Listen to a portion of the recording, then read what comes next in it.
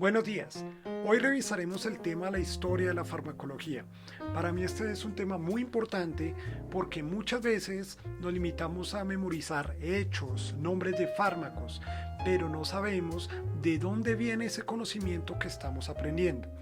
En la sesión no será posible cubrir absolutamente todos los hechos críticos en la historia de la farmacología, sino que vamos a cubrir algunos de los más relevantes, que nos permite entender cómo funciona la farmacología en diferentes épocas de la historia de la humanidad.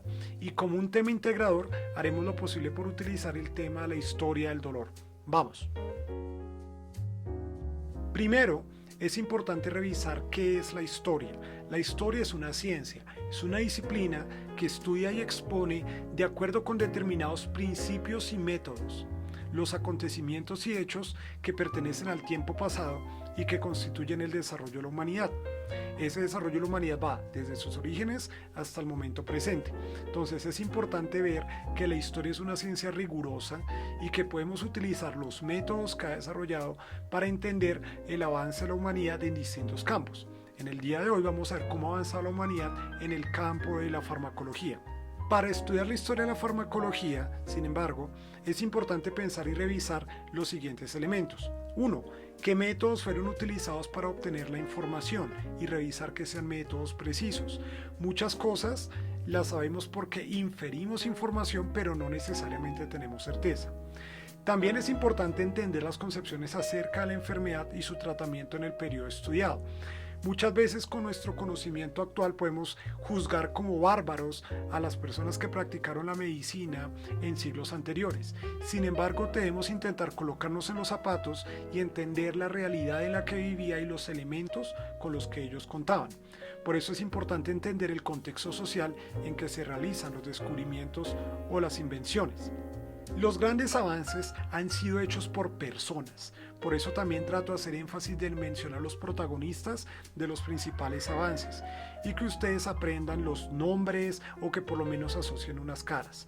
Cuando ustedes sean profesionales y hagan grandes descubrimientos, ustedes seguramente van a querer que las personas recuerden quién hizo eso y que ojalá lo cite a ustedes. Finalmente, vamos a mirar cuáles son las implicaciones de la historia de la farmacología para la práctica de la medicina en el momento presente. La historia de la humanidad seguramente ustedes la revisaron en sus colegios y recuerdan que hay varias épocas grandes. Entonces hablamos de una prehistoria, de la edad antigua, de la edad media, de la edad moderna y la edad contemporánea. Y hay unos hechos históricos que han marcado los cambios entre la una y la otra. Entonces la prehistoria es todo aquello que ocurrió antes que tuviéramos un registro escrito hecho por humanos de las cosas que estaban sucediendo. Por eso hablamos que la historia arranca cuando hay unos registros escritos. En ese momento inicia la Edad Antigua y la Edad Antigua va hasta la caída del Imperio Romano. Luego inicia la Edad Media y esta época continúa hasta el descubrimiento de América. Luego del descubrimiento de América pasamos a la Edad Moderna que finaliza con la Revolución Francesa y en este momento estamos viviendo la Edad Contemporánea, donde se han presentado varias revoluciones industriales que han cambiado nuestra forma de vivir.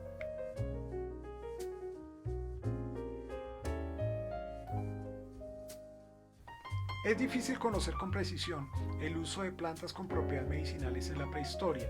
Sin embargo, sabemos que algunas plantas seguramente tenían un valor importante para estas civilizaciones. ¿Por qué? Porque en algunas excavaciones han encontrado tumbas donde al lado de los cuerpos se encuentran cerámicas con restos de las plantas, lo que nos indica que ese tipo de planta tenía algún valor particular para estas civilizaciones.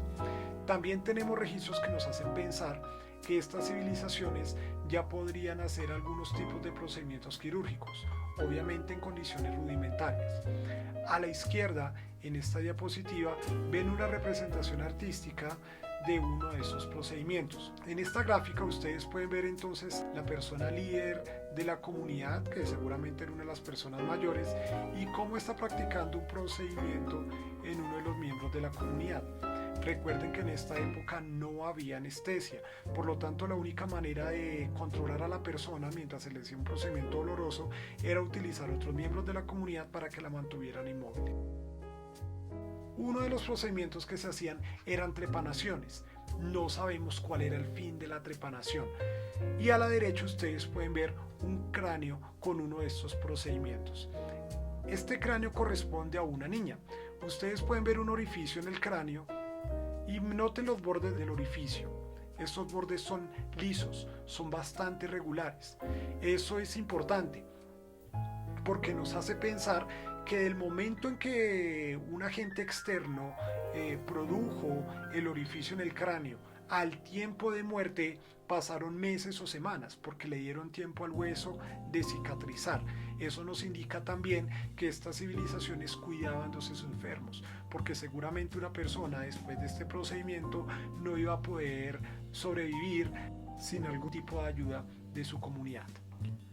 Sabemos que las comunidades antiguas utilizaron plantas con propiedades medicinales. Entonces, acá en esta figura ustedes ven la amapola y esta amapola se puede sacar el opio.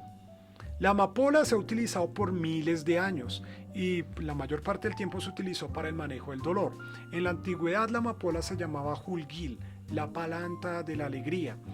Tenemos registros de hace 3400 años donde los sumerios en Mesopotamia utilizaban opio para el alivio del dolor, pero también tenemos por ejemplo registros del papiro de Ebers de 1300 años antes de Cristo que indican que los egipcios también utilizaban el opio para diversas labores médicas como manejo del dolor, cirugía y ejecuciones.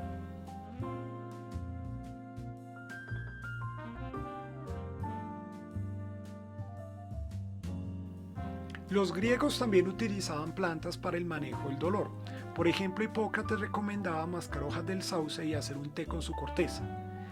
Ellos no sabían cómo era que esa planta producía ese efecto medicinal, pero sabían que funcionaba. Solo hasta los siglos recientes, principalmente en la edad contemporánea, fue que descubrimos el mecanismo de acción de algunas de estas plantas y cuál era el compuesto que producía el efecto que se estaba buscando. El uso de plantas no ocurrió únicamente en el Viejo Mundo. También nuestras poblaciones precolombinas utilizaron plantas por sus propiedades medicinales. Entonces sabemos que estas culturas precolombinas, por ejemplo, utilizaron alucinógenos, utilizaron yagé, utilizaron borrachero, coca y cacao con diferentes fines.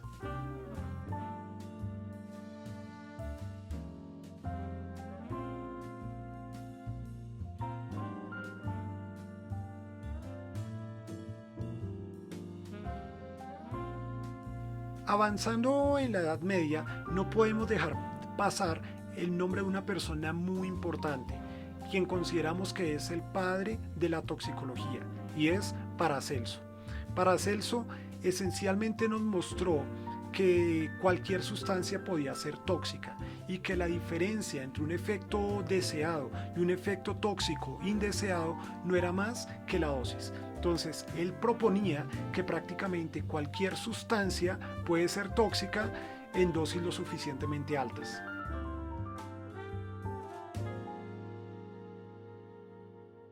El descubrimiento de América trajo con sí la Edad Moderna. Este fue un periodo de crecimiento de múltiples ciencias, incluyendo la farmacología.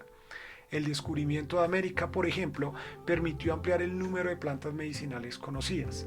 Los europeos aprovecharon el conocimiento de las comunidades indígenas de América para llevar plantas que se conocía tenían algunas propiedades para el tratamiento de algunas enfermedades. Ejemplos de estas plantas incluyen el guayaco, la jalapa, bálsamos del Perú y el Tolú, la zarzaparrilla, el tabaco, la coca. Pero es muy importante resaltar el papel de la quina. Una de las limitaciones para que Europa intentara conquistar territorios africanos eran las enfermedades tropicales, especialmente la malaria.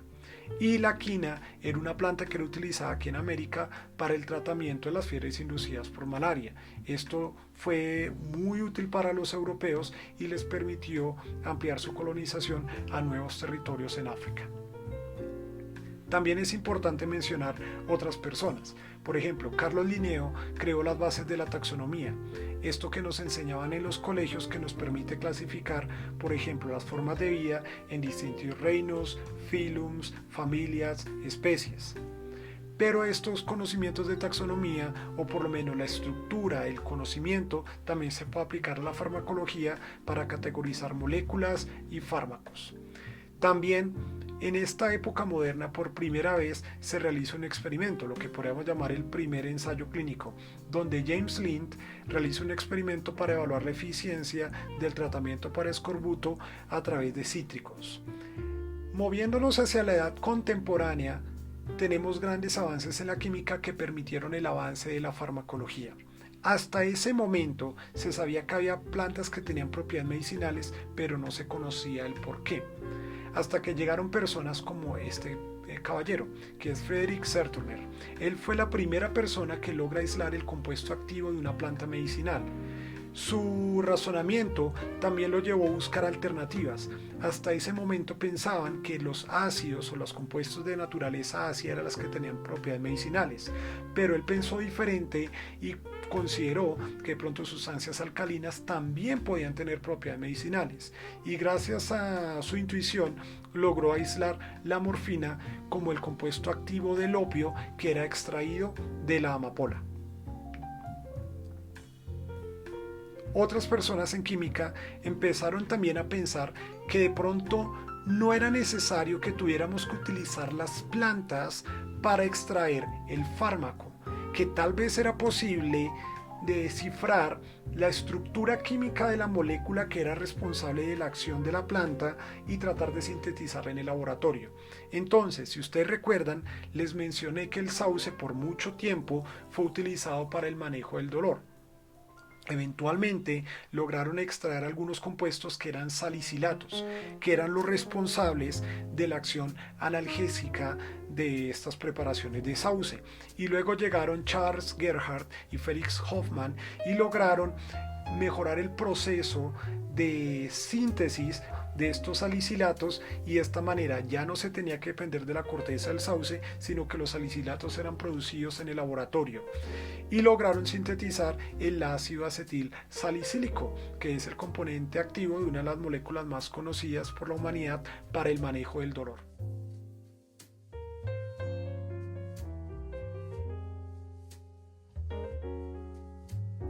Moviéndonos hacia el siglo XX, tenemos un personaje muy importante, es Paul Ehrlich.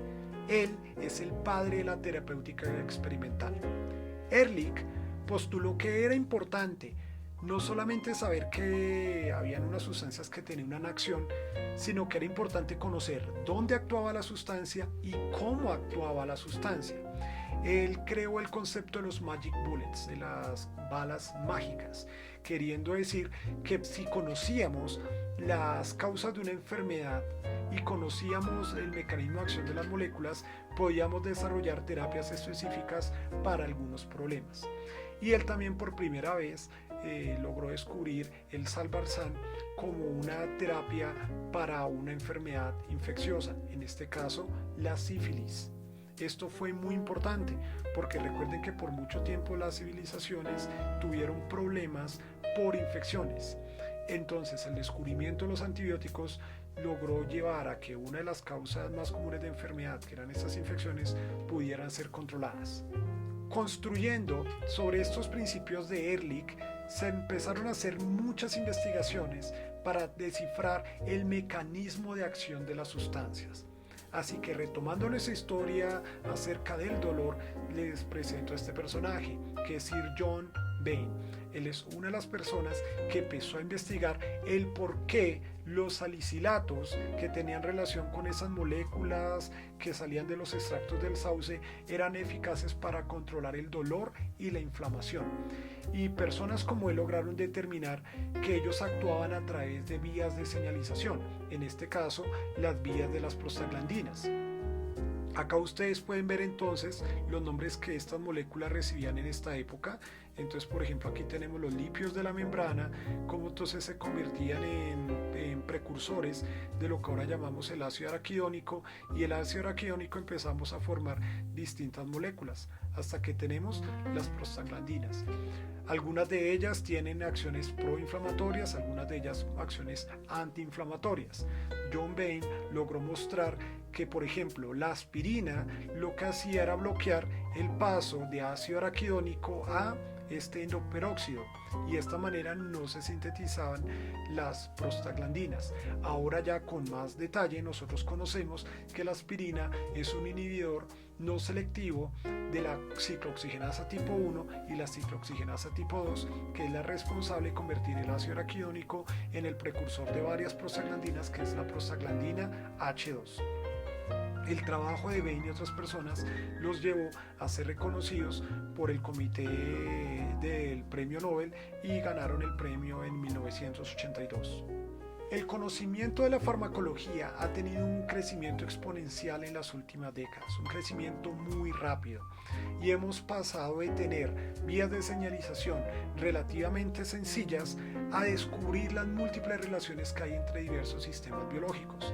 De esta manera llegamos a la farmacología de sistemas, donde ya utilizamos recursos más poderosos en bioinformática para recolectar datos de distintas plataformas como genómica, transcriptómica, proteómica, metabolómica, para entender el funcionamiento de distintos fármacos. Este es un ejemplo, por ejemplo, donde se muestran varias vías que están relacionadas de nuevo con el metabolismo, por ejemplo, de moléculas que modulan los niveles de prostaglandina en el organismo.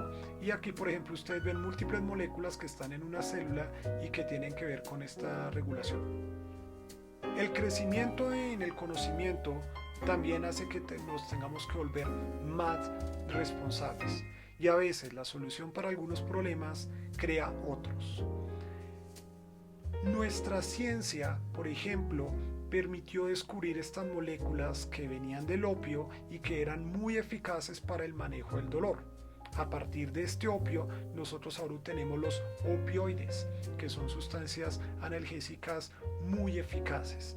Sin embargo, también tienen un gran potencial de adicción, y el uso no tan controlado en algunos contextos ha llevado a que en algunos países se postule que existe una epidemia de opioides. Personas que luego de utilizar de pronto opioides de prescripción terminan siendo adictos y terminan utilizando otro tipo de opioides, incluso ilegales, como la heroína. Con esto entonces terminamos la primera sesión. Esta sesión nos traía desde la prehistoria hasta algunos hallazgos de la edad contemporánea. En la siguiente sesión ya vamos a ver algunos retos de la farmacología que estamos viviendo en el mundo actual. Gracias por su atención.